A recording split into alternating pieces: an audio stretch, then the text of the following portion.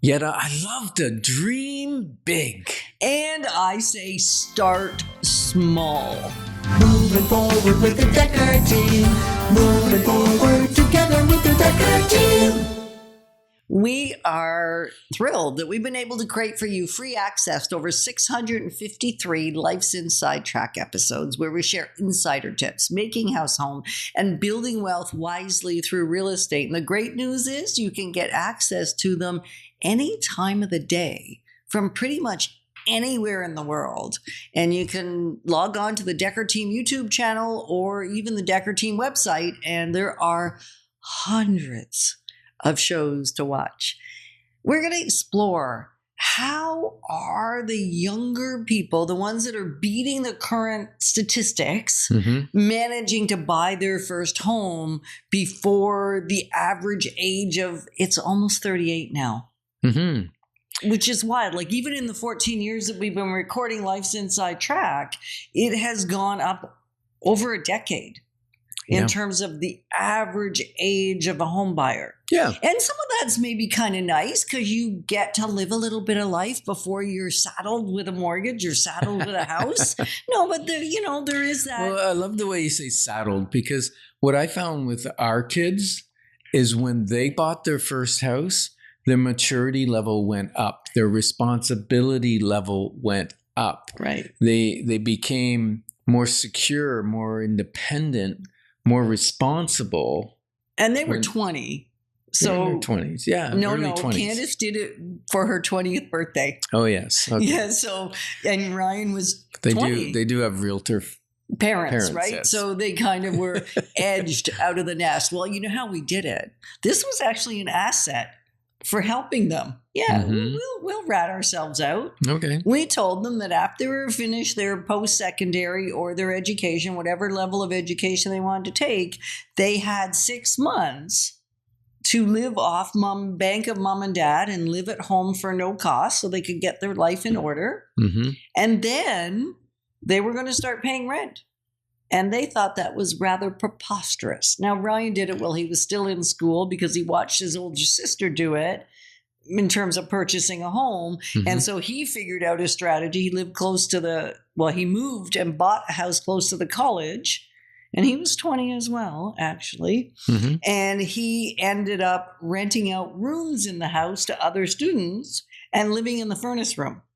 Yeah. Right. For free. Because that worked well for him. You maybe heard that story, and I'm not saying everybody wants to live in a furnace room. When he got engaged, it was a big furnace room. It was. But when he got engaged 24 months later, his wife didn't want to move into the furnace room with him.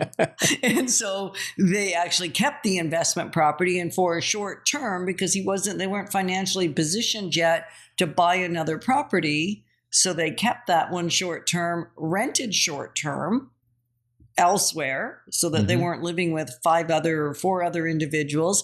And then within a year or so, they were able to buy their next multifamily and keep the one that they had originally bought when he was in school. Right. Right. And so sometimes there's ways to help people do it. And yes, it's easier when you have realtors as parents. Yeah. That are advocating for it. Absolutely. And also we were pretty strong financially, asking them to save money when they were getting money. We taught them the principles of not spending everything they got. Right. Even as teenagers. Yeah. Because they had no expenses. We were paying the food, the housing and everything. Right. So it's, why would a teenager getting, maybe they're working and they're getting, I don't know, let's say $500 a week or $300 a week or $200 a week or whatever it is. $500 a month. It doesn't really matter. Why would they think they can spend 100% of that when no adult can spend 100% on, candy and pants and shirts and blouses and whatever, fancy shoes? They can't spend 100% of the money they make. Well, I don't think most adults can spend 10% frivolously. Right. So starting young, understanding the saving for a home is a very, very worthwhile thing to save for. And then watching out for frivolous spending, right? We kind of talked about that already. Yeah. Impulsive spending. Yeah. getting control on that. Delayed gratification, we called it. We did. And we were not model examples when we were teenagers. Mm-hmm. We were not. We made lots of money as teenagers because we both worked full time when we went to high school. Like how we did that, I don't really know. However, we did. And so we made a lot of money and we spent it all. We didn't have any money for a down payment. So when it was time. So one of the ways, or we had very little.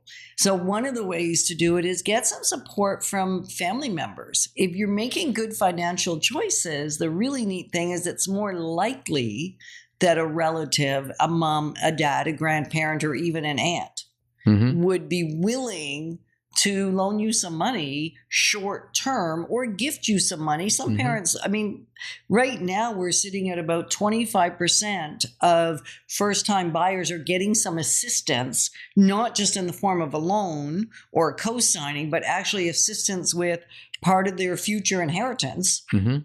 Getting money as assistance in buying the first house. So that's a good consideration. But chances are, they're not going to want to do it if you're not making good choices with the money that you do have. Absolutely.